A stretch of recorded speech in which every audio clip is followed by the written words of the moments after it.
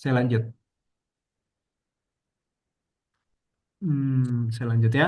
Nah, Saul ini Alkitab catat sebagai seorang yang secara perawakan dia itu paling tinggi. Tetapi dia juga seorang yang sangat rendah hati, humble.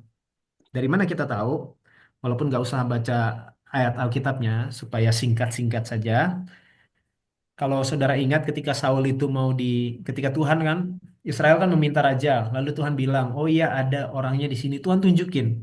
Karena Saul itu ngumpet. Kayak seorang, misalnya saudara mau seorang yang ya semua mengakui lah kehebatan saudara. Terus saudara humble, lalu saudara mau ditunjuk sebagai pemimpin, ketua atau sebagai presiden kelompok komunitas tertentu atau apalah itu namanya. Lalu saudara karena begitu humble-nya saudara ngumpet. Jadi kalau waktu pas pemilihan nggak ada saudara di situ. Tapi semua setuju untuk pilih saudara kan begitu. Nah Saul itu begitu. Tuhan sampai harus tunjukkan dari suku Benyamin, tapi nggak ada ininya yang orangnya yang mana. Oh ditunjukin sama Tuhan. Oh ada di sebelah sana. Lalu ketika dia mengumpat, ketika dia diangkat, bukan diangkat, maksudnya ketika dia ketahuan, lalu dia berdiri, ternyata didapati bahwa Saul lebih tinggi daripada orang-orang yang ada di sekelilingnya. Sebuah sosok yang sangat representatif untuk menjadi seorang raja, kan begitu. Nah, itu kisah awalnya Saul. Tetapi seiring berjalannya waktu, Saul mengalami perubahan. Dan sampai akhirnya dia ditolak menjadi raja oleh Tuhan.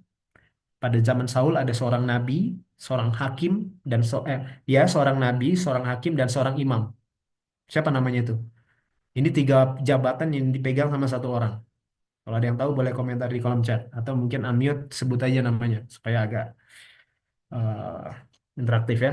Ada yang tahu tiga jabatan dirangkap satu orang? Namanya Samuel. Oke, Samuel. Samuel katakan kepada Saul bahwa kamu ini bodoh. Sejatinya Tuhan akan memberkati kamu dan kerajaanmu akan terus sampai keturunanmu. Tetapi sekarang Tuhan sudah menolak engkau. Akhirnya Tuhan lewat Samuel mengurapi Daud. Walaupun Daud waktu diurapin nggak langsung sekonyong-konyong jadi raja. Ada beberapa fase proses sampai akhirnya Saul mati lalu Daud menjadi raja.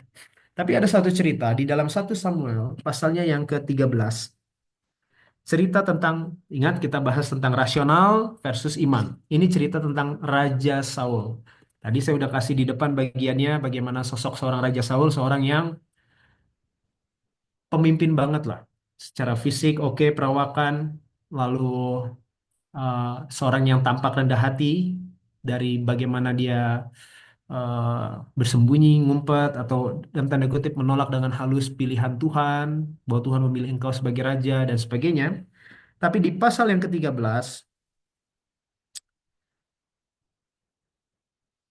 ceritanya cukup panjang sebetulnya saudara ya. Tapi kalau saudara baca sebelum dan sebelumnya, di situ bercerita ketika Saul diperintahkan oleh Tuhan untuk waktu membasmi musuhnya, membasmi semuanya sampai kepada orangnya, sampai kepada ternaknya, lembunya ya. Saudara pernah dengar cerita itu ya?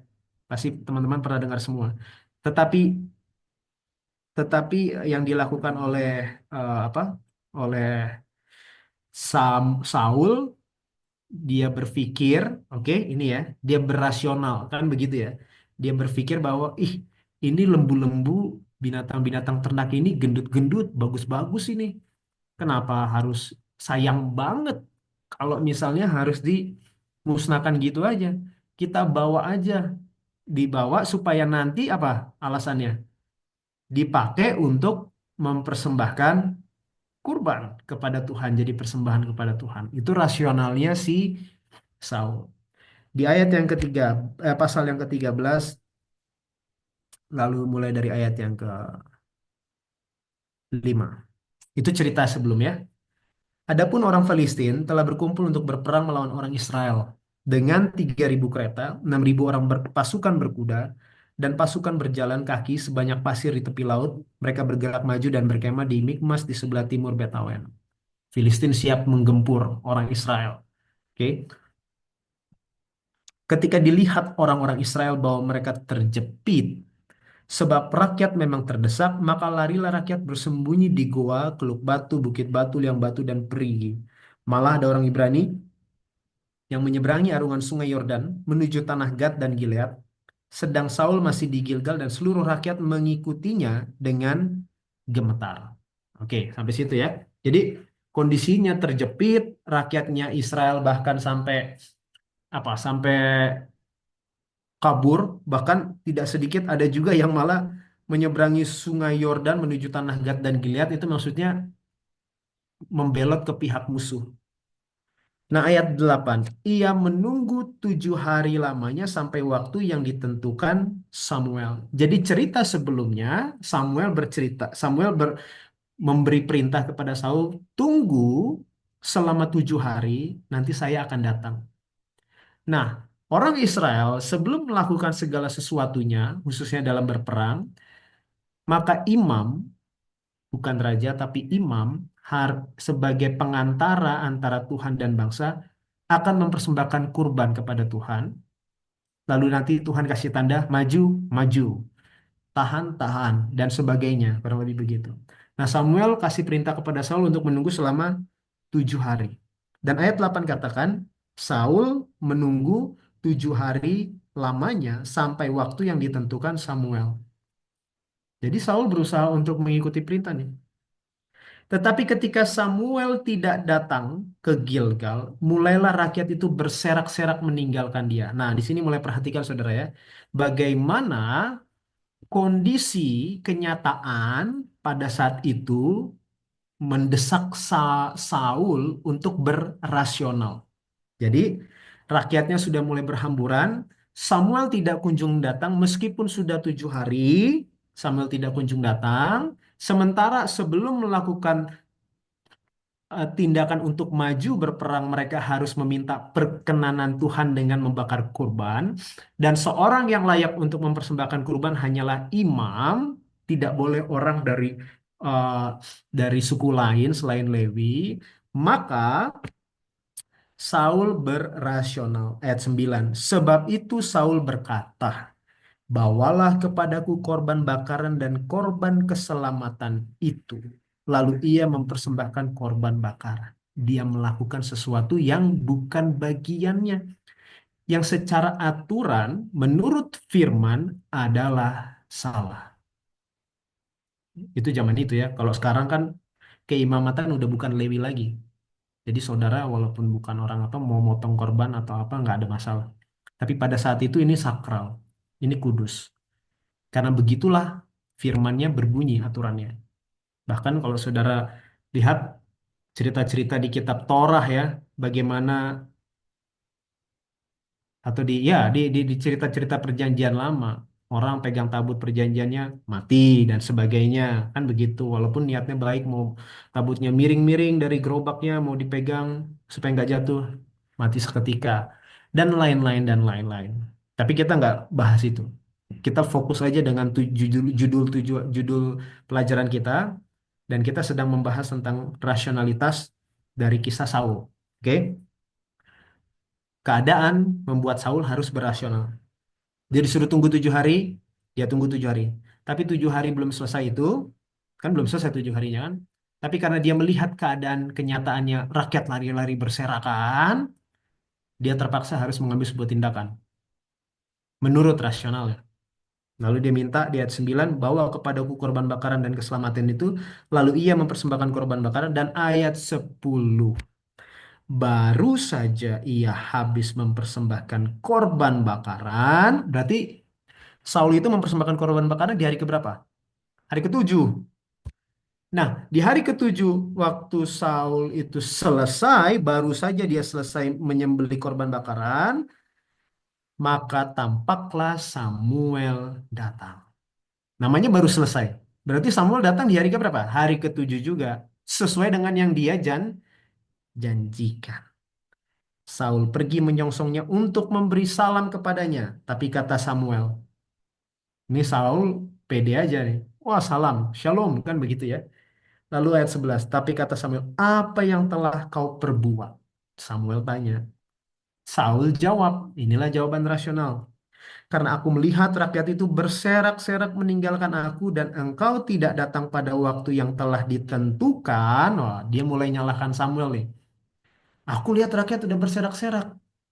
Ya harus ada tindakan. Dan kulihat kamu belum datang sesuai dengan yang kamu tentukan, sesuai dengan waktu yang ditentukan. Pertanyaan, apakah Samuel tidak tepat janjinya? Tepat, karena Samuel datang di hari ketujuh. Sesaat setelah korbannya itu disembeli oleh Saul. Hari yang sama dia datang dengan hari di mana Saul menyembeli. Tidak dikatakan keesokan harinya Samuel datang. Berarti dia telat. Tapi enggak.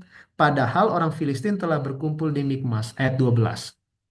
Maka, ini garis bawahi ya saudara-saudara teman-teman ya. Maka pikirku. Wah, disitulah rasionalnya manusia mulai bermain. Pikirku. Sebentar lagi orang Filistin akan menyerang aku di Gilgal, padahal aku belum memohonkan belas kasihan Tuhan. Sebab itu aku memberanikan diri lalu mempersembahkan korban bakar. Itu tindakan Saul itu perintah Tuhan atau rasionalnya Saul? Rasionalnya Saul. Ayat 13. Jawaban sang nabi, sang imam, sang hakim apa? Kata Samuel kepada Saul, perbuatanmu itu bodoh. Aduh, ini memang bunyi Alkitab begitu ya, tapi saya tidak ada penekanan ke saudara di sini. Saudara, di kehidupan kita banyak sekali tindakan yang kita lakukan berdasarkan rasionalitas kita. Yang kalau kita mau tanya kepada Tuhan, atau nggak usah Tuhan lah, lewat nabinya atau siapa begitu ya, jawabannya akan sama. Perbuatan kita itu bodoh. Engkau, saya lanjut ayatnya, tidak mengikuti perintah Tuhan Allahmu yang diperintahkannya kepadamu. Sebab sedianya Tuhan mengokohkan kerajaanmu atas orang Israel untuk selama-lamanya, tetapi sekarang kerajaanmu tidak akan tetap dan seterusnya. Tuhan sudah memilih seorang yang berkenan dalam hatinya, yaitu Daud dan sebagainya dan sebagainya. Walaupun dia tidak langsung jatuh dari dari posisi rajanya dan seterusnya, di pasal 14 dan seterusnya sampai pasal berikutnya sampai sebelum dia mati, teman-teman kalau baca terus teman-teman akan melihat Saul menjadi seorang yang semakin apa ya bahasanya, yang hatinya itu, pikirannya itu semakin kebas, mati rasa. Dia udah nggak bisa lagi dengar suara Tuhan. Sampai akhirnya dia jatuh kepada tindakan spiritisme. Dia panggil arwah karena dia terdesak kan, ya itu rasionalitas lagi tuh. Dia berpikir, aduh, Samuel udah mati, kita di terpojok oleh orang Filistin. Kepada siapa lagi saya harus nanya petunjuk nih? Ke siapa nanyanya? Iya, ke tukang sihir. Nyampe tukang sihir, padahal saudara kalau baca ceritanya, Saul lah orang di awal-awal pemerintahannya yang masih bagus itu, dialah yang membasmi seluruh tukang sihir dan ahli nujum. Tapi orang yang sama di akhir kehidupannya berdasarkan rasionalitasnya yang terus diikutin, terus diikutin, terus diikutin. Dia jatuh kepada seorang penyihir di kota Endor. Dia meminta penyihir itu untuk memanggil Samuel arwahnya. Tapi itu cerita lain. Itu bukan Samuel, itu adalah roh jahat. Namun saudara bisa bayangkan dari cerita ini bagaimana rasionalitas manusia itu ketika rasionalitas nabrak dengan iman. Saul dijanjikan Samuel harus tinggal tunggu 7 hari. Kenyataan, fakta lapangan, rakyat udah kacau. Oke? Rakyat kacau, karena rakyat kacau, hatinya pun pikirannya kacau. Dia udah nggak ingat lagi tuh firman tunggu, tunggu, tunggu, tunggu.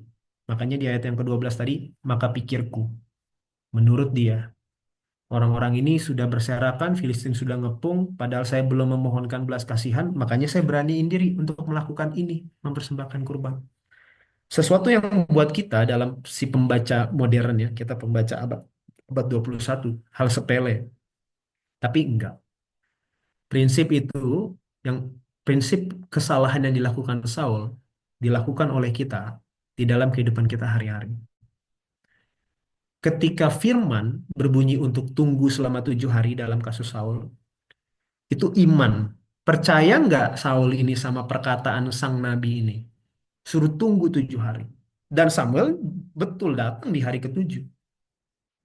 Tetapi ketika iman, iman itu sederhananya percaya atas firman yang disampaikan oleh Tuhan. Nah, Saul dia percaya sebagian. Makanya dia tunggu kan sampai hari ketujuh kan.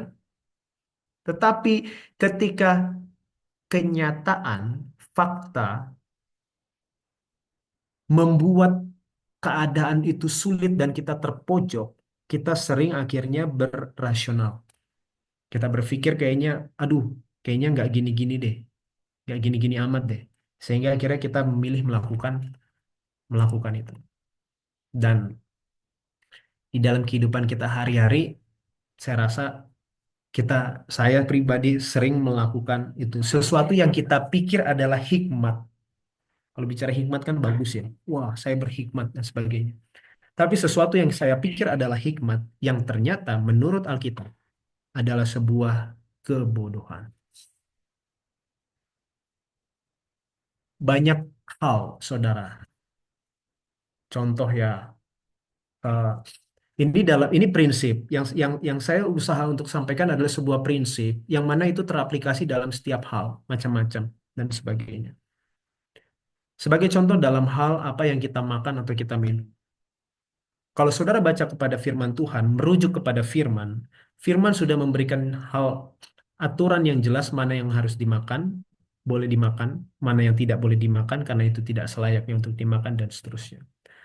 Namun, oke, istilahnya bahasanya ada halal, ada haram.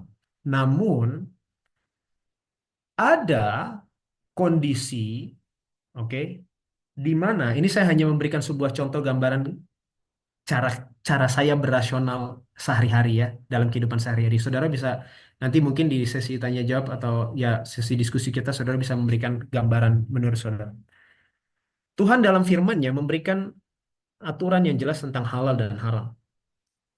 Kalau kita percaya kepada firman itu itulah iman. Percaya kepada yang dituliskan oleh Tuhan. Tuhan menyampaikan firman-Nya demikian, saya percaya itu namanya iman. Iman itu nggak abstrak, saudara. Iman itu bukan sesuatu yang percaya tapi nggak ada gantungannya, tidak ada standarnya, tidak ada yang dipegang, enggak. Yang dipegang itu adalah Alkitab. Itulah iman kepada Tuhan. Oke. Nah, tetapi ada satu kondisi di mana misalnya seorang sakit dan ketika dia sakit, fakta ataupun kenyataan di lapangan, ada studi ilmiah misalnya berkata bahwa, wah, misalnya ya, sekarang ditemukan bahwa di dalam daging babi atau daging anjing atau di dalam daging dan lain-lain yang termasuk dalam kategori haram itu terdapat sebuah zat yang sangat baik. Ini saya berandai-andai. Saya nggak cari dan nggak saya belum temukan studi ilmiah itu, tapi saya berandai-andai. Cara saya berasional saja. Terdapat sebuah zat yang sangat bagus, bagus dan bisa menyembuhkan orang yang sakit diabetes langsung pius. Di mana-mana kalau datang ke rumah sakit diabetes, aduh harus minum obat seumur hidup Bu, Pak, begitu. Karena ini penyakit yang nggak bisa disembuhkan. Kecuali dengan Bapak Ibu bisa tahan-tahan selera terus-terus. Tapi nggak semua orang mau begitu. Tetapi ketika ada sebuah berita di lapangan menyatakan, oh ada nih penemuan zat terbaru di dalam daging binatang yang haram ini. Dan. Di situ kita mulai berasional. Oke? Saya mulai berasional misalnya kalau begitu. Iya ya.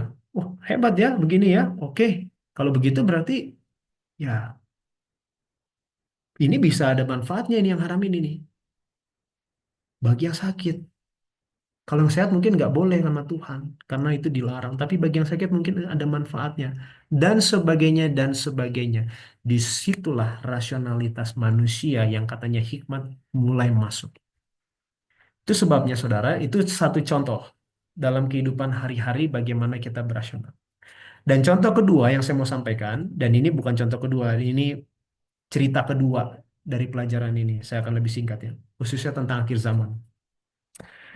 Di dalam kitab Daniel, pasal yang ketiga, saudara, saya nggak usah buka ayatnya lagi, tapi kalau saudara lihat, Di dalam Daniel pasal 3 itu, satu pasal sebelumnya pasal 2 ada seorang raja Babylon, namanya Nebukadnezar. Dia bermimpi, dan mimpinya itu sebuah patung tinggi besar, kepalanya terbuat dari emas, dada dan lengannya terbuat dari perak, perut pinggangnya dari tembaga, kakinya dari besi, dan telapak kaki di paling bawah besi bercampur tanah liat. Dan tidak ada seorang pintar di kerajaan itu yang bisa menerjemahkan dan mengartikan mimpi itu selain daripada Daniel. Setelah Daniel memberikan jawabannya, raja terkesan. Waduh.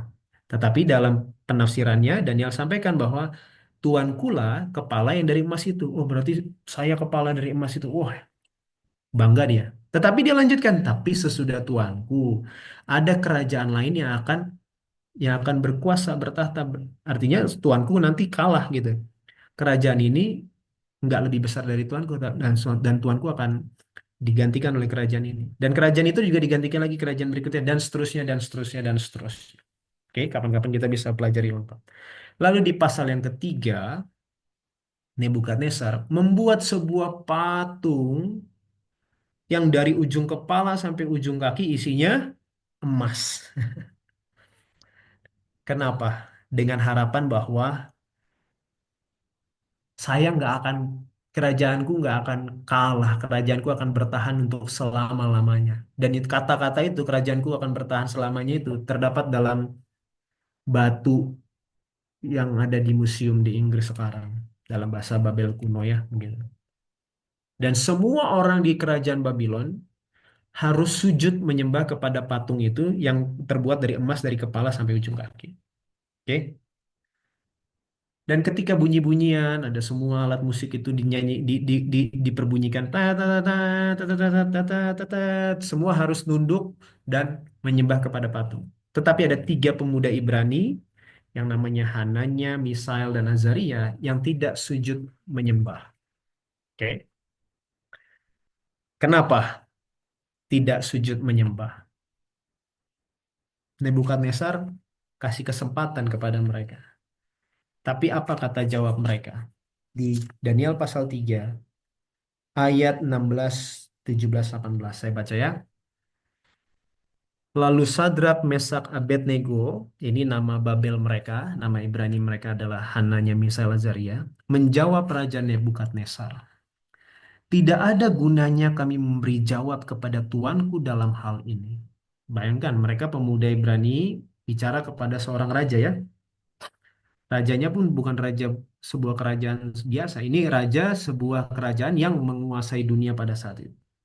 Dikatakan ayat 17, jika Allah yang kami puja sanggup melepaskan kami, maka ia akan melepaskan kami dari perapian yang menyala-nyala itu dan dari dalam tanganmu ya Raja. Karena bunyi perintahnya, siapa yang tidak sujud sembah akan dibakar di dapur perapian yang panasnya panas sekali. Gitu ya. Ayat 18. Tetapi seandainya Tuhan pun tidak menyelamatkan kami, kata mereka bertiga, hendaklah Tuanku mengetahui ya Raja, bahwa kami tidak akan memuja dewa Tuanku dan tidak akan menyembah patung emas yang Tuanku dirikan itu. Itu sebuah jawaban, kalau bahasa sekarang ngajak berantem. Dikasih kesempatan, ngeyel. Tiga pemuda Ibrani ini punya iman. Imannya apa? Bukan mereka tahu kalau mereka, kan kita tahu sama-sama ceritanya ya. Mereka bertiga dimasukkan ke dapur perapian, tapi Raja Nebukadnezar dari jauh lihat, loh, bukannya tiga yang kita masukkan, kok ada empat di situ? Dan yang keempat ini rupanya seperti anak dewa dalam bahasa Indonesia Alkitabnya, Son of God. Muka yang keempat ini seperti anak Allah, begitu. Oke, akhirnya mereka dikeluarkan kembali dan tidak ada tanda-tanda kebakar atau hangus sedikit pun. Akhirnya Nebukadnezar mengakui bahwa Tuhannya mereka ini, Tuhan Daniel, uh, Sadrak, Mesak, Abednego ini adalah Tuhan semesta alam dan sebagainya. Nah, tetapi tiga pemuda ini dia nggak tahu pada saat itu apakah dia akan selamat atau enggak. Makanya bunyi ayatnya adalah Tuhan kami sanggup. Tapi kalaupun dia tidak mau melepaskan kami, ya kami nggak masalah. Kami tetap tidak akan memuja patung dewa dari Tuanku. Oke. Tiga pemuda ini nggak pakai rasional. Kalau posisi saya di situ, saya akan berasional. Ah, nunduk aja lah. Apalah masalahnya cuma timbang nunduk kan begitu kan? Pura-pura aja nunduk. Yang penting hati saya tetap kepada Jehovah kok. Kan begitu. Itu rasional manusia modern abad 21 tuh. Apalagi kalau kita lihat background ceritanya. Ini Daniel, Hananya, Misael, Azaria. Setelah mereka menafsirkan, Daniel menafsirkan apa mimpinya Nebukadnezar di Daniel pasal 2, mereka itu dikasih posisi yang tinggi loh. Bagus loh. Kalau zaman sekarang mungkin itu adalah orang gereja yang dapat posisi di orang terdekatnya presiden. Mungkin staf khususnya, atau mungkin menterinya, menkonya. Dan karena mereka punya iman yang sama dengan kita, tetapi misalnya ada suatu acara pemerintahan atau ada suatu acara kenegaraan yang menuntut mereka untuk apa bahasanya ya, untuk mengkhianati atau untuk menginjak-injak keyakinan mereka. Kita akan bilang, gak apa-apa, cuma sekali kok. Pengaruhmu lebih perlu di situ.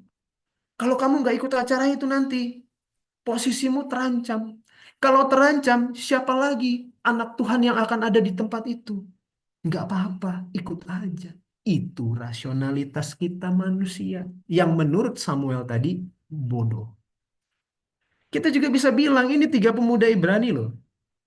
Sama Daniel 4. Saya nggak tahu kemana itu Daniel. Nggak ada dalam cerita itu. Tetapi maksudnya, mereka ditaruh dalam posisi yang sangat strategis, dan kalau mereka betul-betul tiga pemuda ini tidak ngikutin itu langsung akan masuk dapur perapian yang artinya hidup mereka tamat selesai mati. Waduh, sayang sekali kalau kita baca ceritanya nggak tahu hasilnya dilepaskan Tuhan ya. Sayang sekali, pengaruh mereka sangat perlu dan dipakai di sana. Nggak apa-apa lah, tetapi tidak terbersit di dalam pikiran Sadrak Mesak Abednego untuk berasional. Mereka punya yang namanya simple faith, iman yang sederhana. Simple faith ini beda dengan little faith. Kalau dalam Alkitab, Yesus selalu menegur murid-muridnya, hai kamu little faith, hai kamu yang kurang percaya. Itu little faith. Tapi simple faith ini beda. Simple faith itu artinya dia percaya sama firman Tuhan, dikatakan A, ya dia lakukan A. Sesederhana itu. Karena dari kecil mereka tumbuh dengan Torah Musa, bunyi 10 hukum itu. Yang pertama, jangan ada padamu Allah lain. Yang kedua, jangan membuat patung yang menyerupai apapun dan jangan sujud menyembah kepadanya. Sesederhana itu mereka punya iman. Oh, ada patung di depan, nggak boleh, saya nggak akan sujud. Mereka nggak bertanya, mereka nggak berasional, mereka tidak menjawab-jawab tentang menjawab-jawabi firman yang mereka ingat dan ketahui. Terlepas dari apapun yang nanti akan terjadi, mereka beriman kepada kepada yang tertulis. Iman itu bergantung kepada firman. Kalau iman, kalau saudara percaya nih contoh ya, kan ada banyak ilustrasi ya. Emang kamu tahu kalau kamu naik pesawat siapa pilotnya? Emang kamu kenal? Dari mana kamu percaya? Kan begitu. Atau misalnya emang kamu tahu kamu naik bus atau apa? Saya berapa kali dengar ilustrasi gitu dan mungkin saudara juga berapa kali dengar. Itu bukan iman, saudara. Itu bukan iman. Iman itu yang dimaksud Alkitab adalah bergantung kepada firman yang tertulis. Kenapa saya percaya bahwa kalau saya naik pesawat, pesawat itu akan sampai ke bawah? Karena saya berdoa dan Tuhan bilang Tuhan akan menyertai saya di udara. Bukan karena pilotnya. Saya nggak kenal dia siapa. Gimana saudara bisa beriman sama pilot yang saudara nggak kenal, namanya pun nggak tahu? Itu bukan iman. Iman itu percaya kepada firman.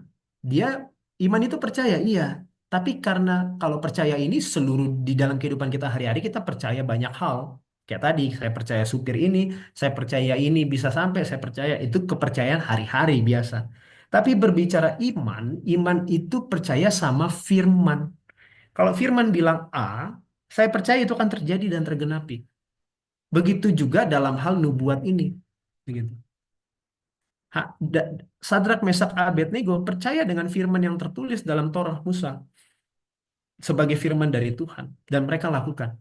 Sesederhana itu tanpa bertanya-tanya, tanpa berasional dan tanpa menjawab-jawab apa bunyi dari firman itu. Terlepas dari Tuhan mau selamatkan atau tidak nanti, itu lain cerita. Jadi dari dua kisah ini antara Saul dengan tiga pemuda Ibrani, kita bisa melihat gambaran ketika ketika seorang menggunakan rasionalitas mereka, dirinya, hikmat dirinya, dan ketika itu bertentangan sama firman, hikmat ini harusnya nunduk. Hikmat kita harusnya nunduk kepada firman. Dalam apokalips ya, kesudahan zaman, kita lihat COVID. Saya kembali beberapa tahun lalu. Waduh, kayaknya udah mau kiamat nih. Udah mau datang Yesus. Firman itu sepertinya terang sekali di muka kita. Kita percaya dan yakin. COVID hilang, mulai balik, balik lagi, balik lagi. Fakta di lapangan, kenyataan memberikan gambaran bahwa, oh dunia sepertinya tampak akan lebih baik. Masih lama Yesusnya datang. Jadi mundur lagi kan gitu.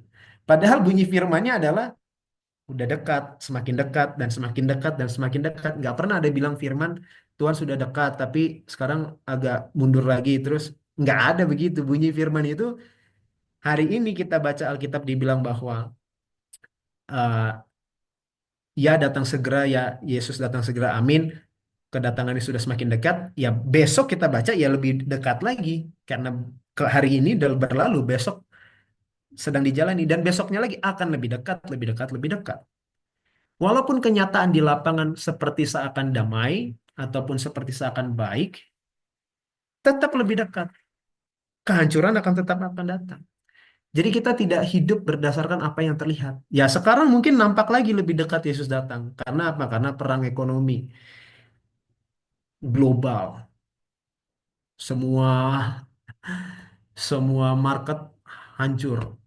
Semua eh, daya beli turun. Harga naik. Oh, kita bisa lihat nih Yesus dekat lagi.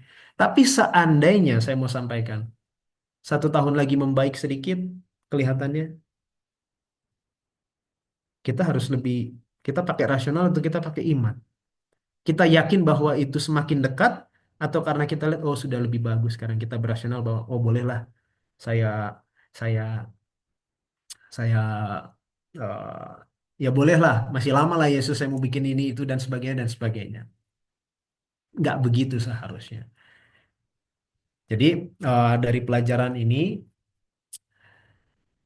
tentang ketika rasional bertemu dengan iman, dan saya mau memberikan bukan klarifikasi ya, tapi bukan bukan artinya ketika pelajaran ini menyampaikan tidak berasional, bukan artinya kita tidak berpikir, bukan artinya kita tidak tidak menggunakan daya hikmat yang Tuhan berikan kepada kita, bukan begitu.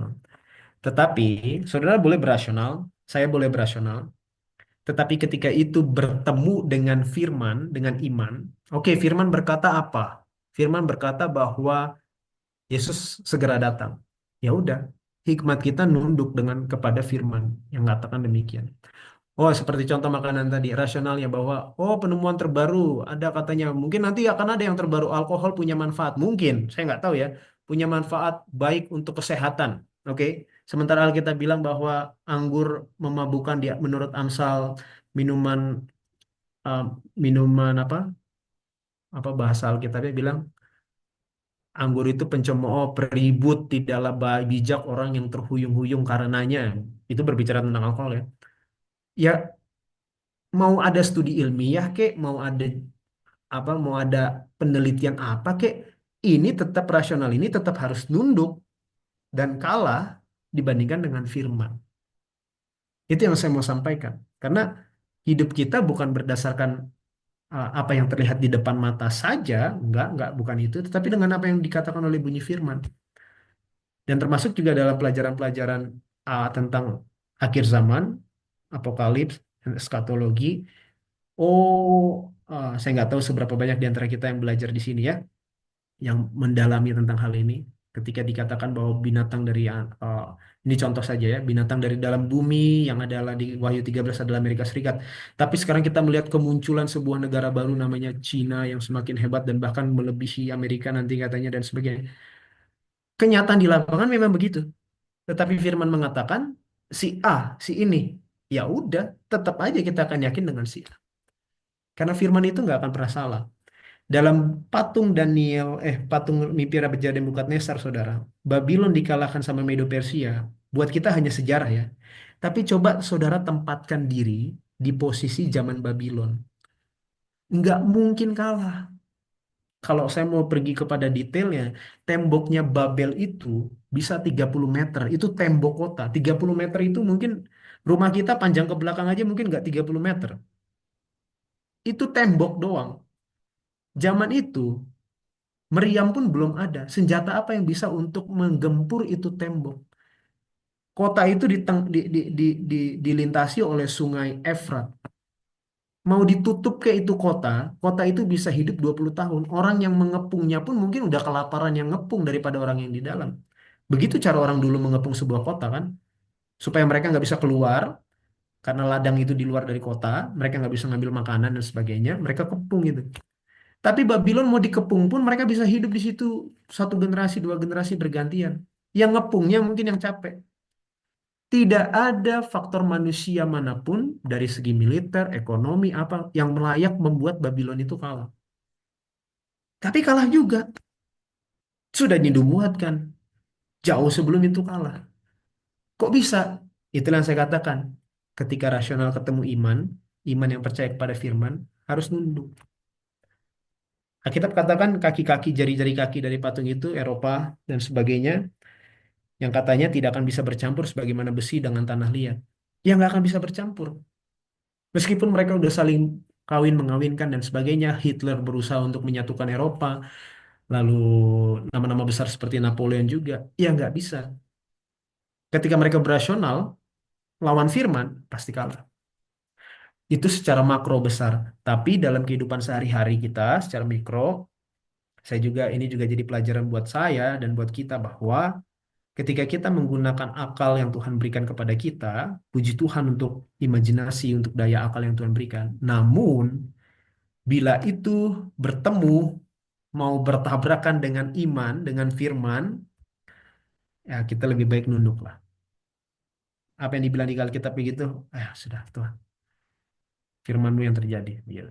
Dengan begitu kita akan menghindari kehancuran diri kita, karena kita lebih mempercayai apa yang dikatakan oleh Tuhan dibandingkan hikmat kita yang menurut Alkitab adalah sebuah kebodohan. Supaya hidup kita lanjut, iman kita tetap teguh dan kokoh, sampai datang kita pun bisa kedapatan setia. Jadi itu pelajaran Alkitab kita di malam hari ini. Semoga boleh memberikan kita pelajaran yang baik dan kita boleh selalu menempatkan, menaruh firman yang terdahulu dibandingkan akal rasional kita yang menurut kita sudah sangat baik dan hebat, tapi itu tidaklah sebanding layak untuk disandingkan dengan apa yang dikatakan oleh firman Tuhan. Semoga Tuhan memberkati kita.